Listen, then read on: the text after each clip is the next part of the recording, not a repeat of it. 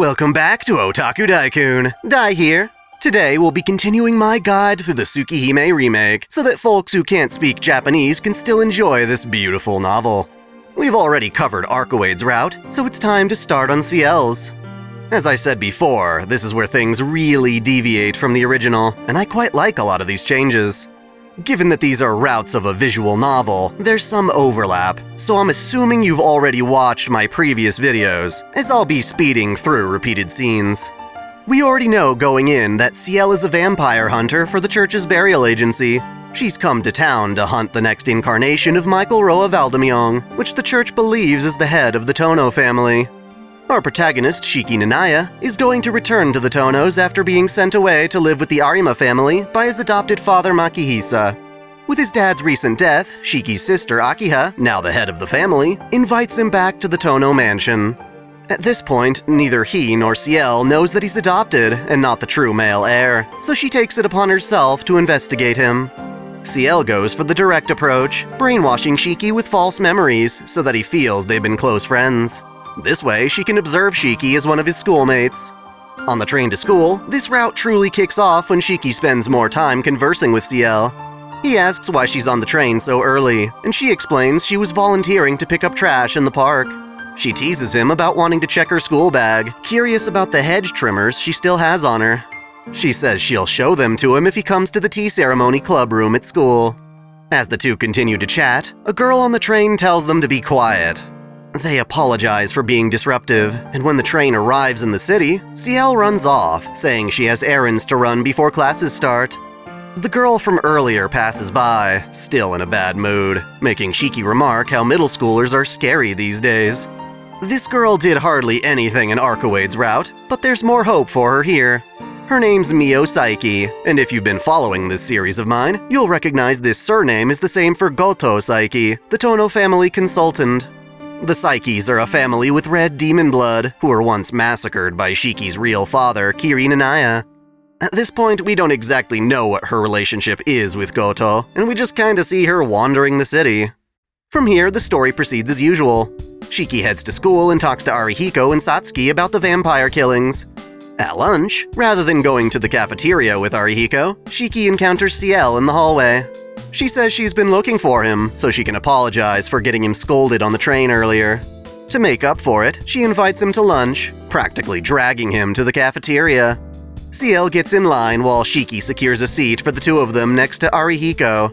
Turns out Arihiko is trying to invite Ciel to lunch, but was turned down, so it's convenient that the three of them wind up sitting together as intended anyway. Since Shiki lets Ciel choose the menu, she comes back showing her true colors as Curry-senpai. She brings 2 orders of curry rice and 1 bowl of curry udon, encouraging him to eat as much as he wants. Arihiko is both alarmed and threatened to learn that Shiki and Ciel are already acquainted enough to be sharing food, forcing Ciel to explain their encounter on the train. The two boys sing Ciel's praises for being such a reliable upperclassman, commenting on how teachers treat her like the true student council president. Considering these are artificially implanted memories, she's certainly giving herself quite the reputation. As Shiki scarfs his curry, he listens to Arihiko and Ciel talking about how neither of them live with their parents. Ciel has an apartment near the city station. The conversation turns to Shiki's home life, prompting him to explain his move to the Tonos after school. Just by describing the mansion, Ciel is able to recognize exactly which building he's referring to. Shiki's not sure how he'll adapt to his new move, even though he didn't exactly settle into the Arimas either. Trying not to be a burden, he would often visit Arihiko's place during school breaks, where he'd make friends with Arihiko's older sister and guardian. As Arihiko complains about those visits, Ciel can tell he and Shiki actually get along really well. Suddenly, he has something he wants to tell Shiki in private, and asks Ciel to leave now that she's finished her lunch. When she walks away, he brings up Shiki's accident. Shiki reminisces of what he can still remember about his old man Makihisa and the mansion. The guy was a crappy businessman, but managed to keep the estate and finances he inherited stable enough. The Tono mansion was boring for a child, so Shiki was glad to live with the Arimas instead. That is, except that he regrets leaving Akiha behind there. When the mood turns sour, lunch ends. After school, Shiki doesn't want to go home straight away, so he hits up Ciel's prior offer and finds her at the tea ceremony club room. She's delighted to welcome him, especially considering the room doesn't get much use. It was essentially abandoned, but Ciel is trying to revive the club as its only member because she loves the Japanese sweets and snacks that accompany tea time. She teases him for stopping by to see her in private, but ultimately takes her invitation seriously. To entertain her guest, she sets up the tea, pulls back the window curtain, and prepares mats to sit on. She carries herself quite formally, but after encouraging Shiki to relax, the two talk more about the Tonos and the injury on Shiki's chest. He explains that he's healed, but suffers from lingering anemia, which is one of the reasons he was sent to live with the Arimas. They were welcoming and treated him like a real son, to the point that he felt he couldn't possibly return such affections in full. He couldn't ask for more, and yet he never felt like he really belonged. Ciel listens to Shiki's story with genuine concern for his well-being. They chat pleasantly for another hour before wrapping it up.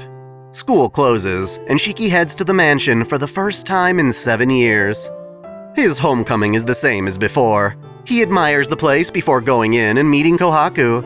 While waiting in the sitting room, he has an awkward conversation with Goto about neglecting his role as family heir. Akiha explains her decision to bring Shiki back and assigns him Hisui as a personal attendant. This polite and sophisticated lifestyle exhausts him, so he heads to sleep, only to wake up in the middle of the night in a trance, checking out some old bandages in the attic before going back to sleep. Hisui greets him in the morning. He has breakfast, and then a conversation with Akiha that gets interrupted by Dr. Araku. Kohaku sneaks him back the phone Akiha confiscated the night before. At school, their regular teacher is gone, temporarily replaced by Noel-sensei, another member of the burial agency here to look for Roa. At lunch, Shiki encounters Ciel in the hallway. She comes to find him because she purchased too many breads and wants to share them. When he accepts the offer, she playfully pulls at his sleeve and leads him out to the school courtyard. It may be chilly during the autumn, but the two find themselves comfy on a vacant bench. Much to her own delight, she reveals her breads are, of course, curry breads, which sounds absolutely delicious about now. These ones are luxury breads from a bakery by the station. When Shiki points out her obsession, Ciel nervously breaks out of her euphoria to notice she only brought curry flavors for the second day in a row. Not wanting to rain on her parade though, he digs in, and while it's delicious, it's pretty oily. He questions if eating so much curry upsets her stomach. Nope, she's got a strong gut and is optimistic to eat more. To her dismay, Arihiko abruptly interrupts them and snags a bread for himself. This invokes her wrath, and she lashes out with shadow boxing. The two of them argue until Arihiko runs off to get his own damn lunch. She's mostly upset about how he scarfed it down so fast he couldn't appreciate the ingredients. Anyway, she forgives Arihiko when he returns with his own bounty to share as a peace offering. The three convene to eat together, so Shiki decides to inform Arihiko about their new teacher Noel, since he ditched morning classes. The delinquent is interested in her until he hears she's 25, the same age as his sister. This prompts Ciel to ask if the two boys prefer older women. Shiki doesn't have any preferences, or so he says. We, however, know the truth, that he's a cis-con. The trio have a fun time laughing and teasing each other until the break ends. Completely ignoring the point of school, Arihiko claims to have a stomachache and goes to see the nurse, missing even more class. The rest of the day proceeds as usual. Shiki gets perved on by Noel in the hallway. On his way home, he walks into an alleyway where Mio tosses him a drink from the vending machine. This distraction causes him to arrive at the mansion past curfew. Akiha denies him dinner, only for Kohaku to hook him up with a rice ball. He again talks to Goto Saiki in the sitting room, then heads to sleep. The sound of dogs wakes him in the middle of the night, and while checking the noise outside, he gets a glimpse of love. The next day, Kohaku gives Shiki his knife, which he takes to school. During homeroom, he notices that Arihiko has come to class on time for once. Not to study, mind you. He just hopes to meet Ciel in the morning. Eventually, Noel enters the classroom and remarks her surprise that two students are absent. One of them is Satsuki, and as Shiki tries to figure out the other one based on an empty desk, he crosses eyes with Noel, and she returns an eerie smirk. At lunchtime, Shiki visits the tea ceremony room hoping to eat with Ciel. He bribes her with an alluring curry bread, which gets him in the door right away. She's already finished her own food, but she's obviously got a second stomach for curry. The way to this woman's heart is surprisingly simple. As the two relax over tea, Ciel brings up the fact that his mansion was on the news concerning bloodstains outside the gate. Shiki doesn't think much of it, but she insists he should be more worried given the vampire killings. He agrees, claiming to have taken the situation lightly because he finds the whole vampire metaphor ridiculous. Ciel jokes that if he were to go out alone at night, he'd make a good prey for a vampire, which he denies given his anemia. In general, he thinks it's strange to call them vampire murders because, given what he knows about vampires, they don't leave behind corpses. Theoretically, if a vampire were the culprit, there'd be no bodies because vampires bite people to convert them into more vampires. She retorts by suggesting there may be certain people who can become vampires and others who can't. Perhaps the bodies are just the ones who failed to become vampires. Of course, she plays it off as pure hypothetical speculation. Leaving the room after lunch, Shiki encounters Noelle again. She's holding a silver crucifix, which she justifies due to her volunteer work at a nearby church. She's headed somewhere quiet so she can pray.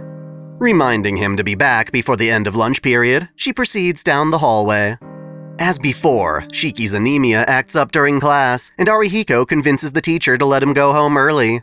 En route, Shiki passes by Arcueid, gets a murder boner, and follows her to her condo. He breaks into the room and uses his eyes to slice her into bits. What separates this from the first route is that rather than convincing himself what he's done isn't real, he accepts it. No matter how horrifying, Shiki cannot bring himself to deny what just happened. Obviously, he doesn't understand why, but he just killed what he believes to be a random woman he saw on the street. In a panic, he flees the building and throws up on the pavement outside. He fears himself and the instinct that took over him. Collapsed onto a park bench, Shiki waits in the rain as it turns dark, feeling he could freeze to death given the cold and his shivering anxiety.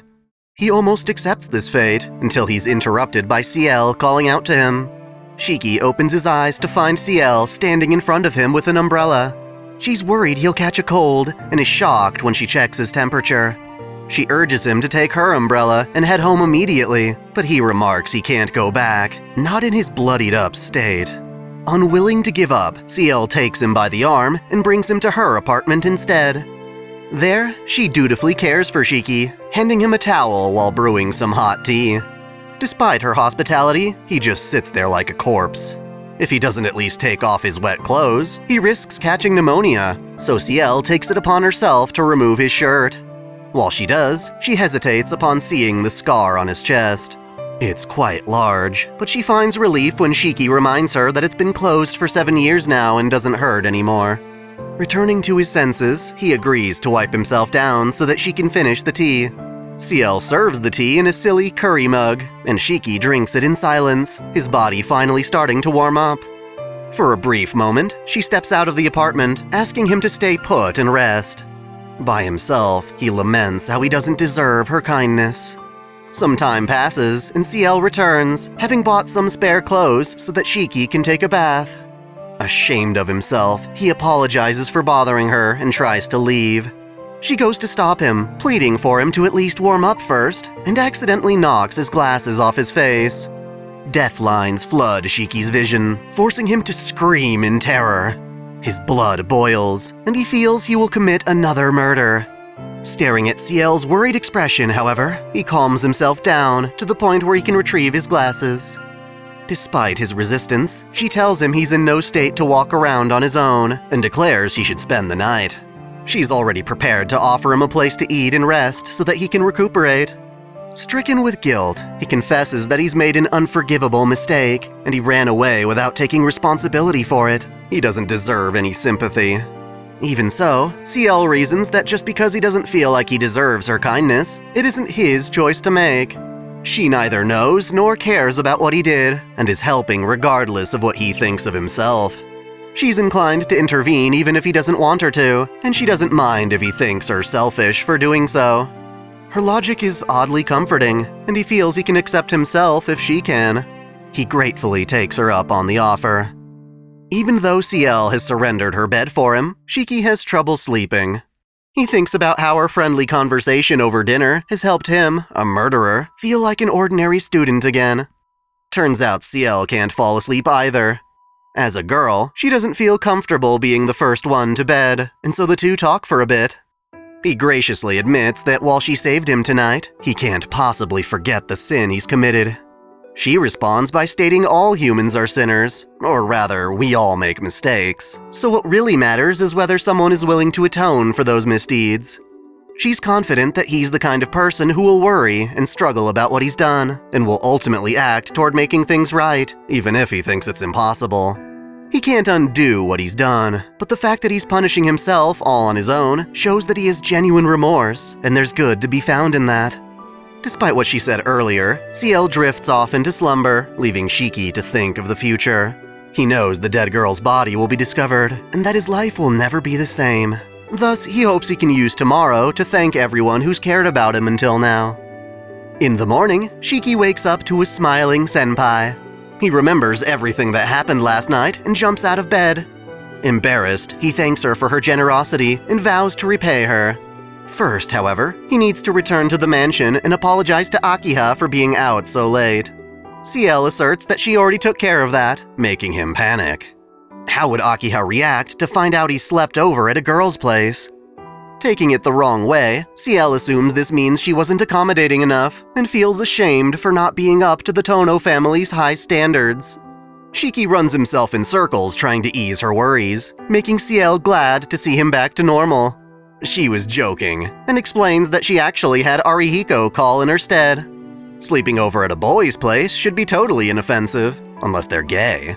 But something tells me that would bother Akiha even more. To make up for bullying him, Ciel washes Shiki's clothes, though his jacket is still wet. With a smile, she sees him off, looking forward to meeting him again at school. On the way back, he imagines the police already reaching the mansion to arrest him, but when he arrives, it's peaceful as always.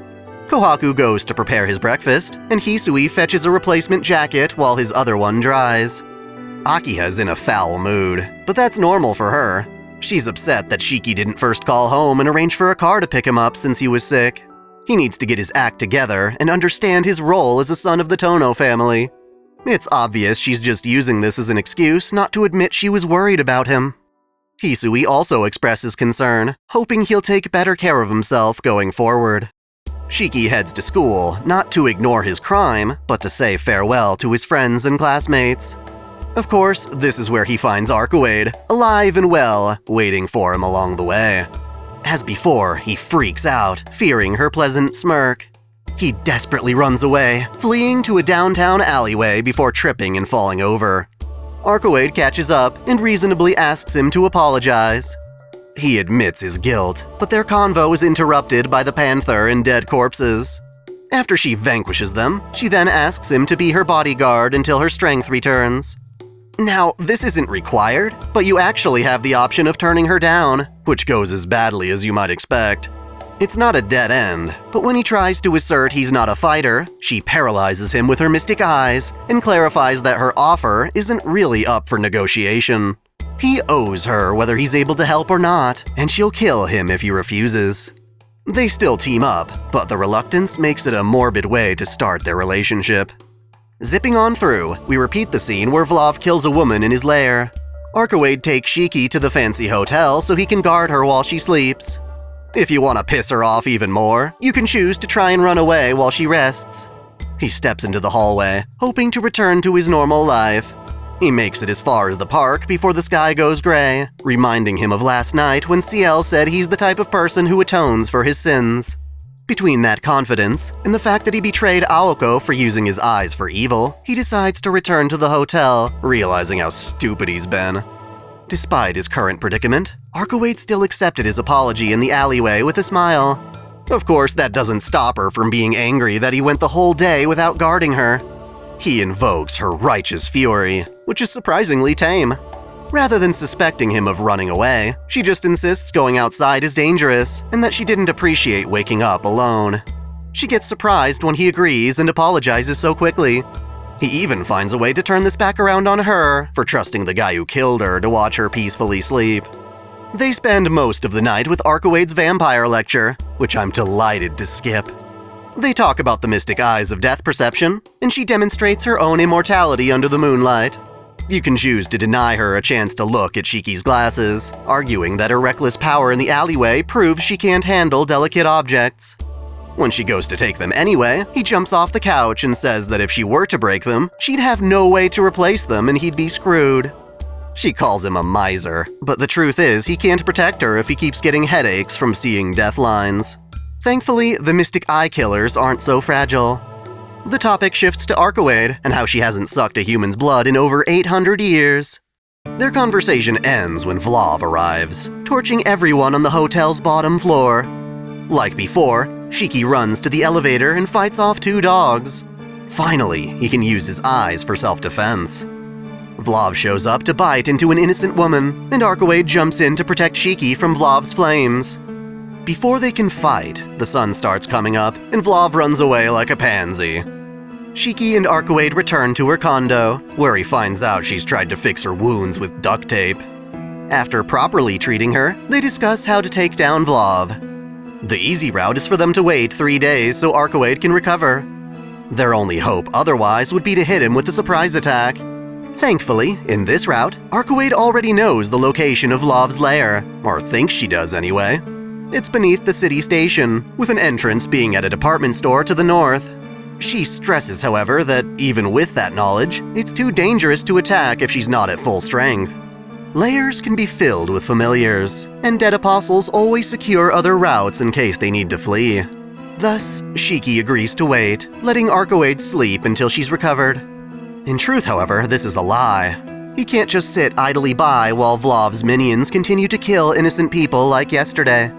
Taking matters into his own hands, Shiki sets out to infiltrate Vlav's lair on his own, hoping to take advantage of the daytime. From here on out, there's no repeat content. As such, I think this is a decent place to wrap up for now. I hope you look forward to the next video, where Shiki goes to experience a vampire's castle firsthand. If that excites you, please support this series by sharing it on social media. Your comments and likes also help boost my vids, so anything you can do to help is tremendously appreciated. Thanks for watching! If you enjoy this channel, help us grow by liking, commenting, sharing the video, subscribing to Otaku Daikun, and most of all, smashing that notification bell so you don't miss out on all of our anime discussion, lore, or Let's Play content. You can support us directly through Patreon, Subscribestar, or our YouTube membership, all of which come with benefits like exclusive vids and early access. As always, celebrate your fandom!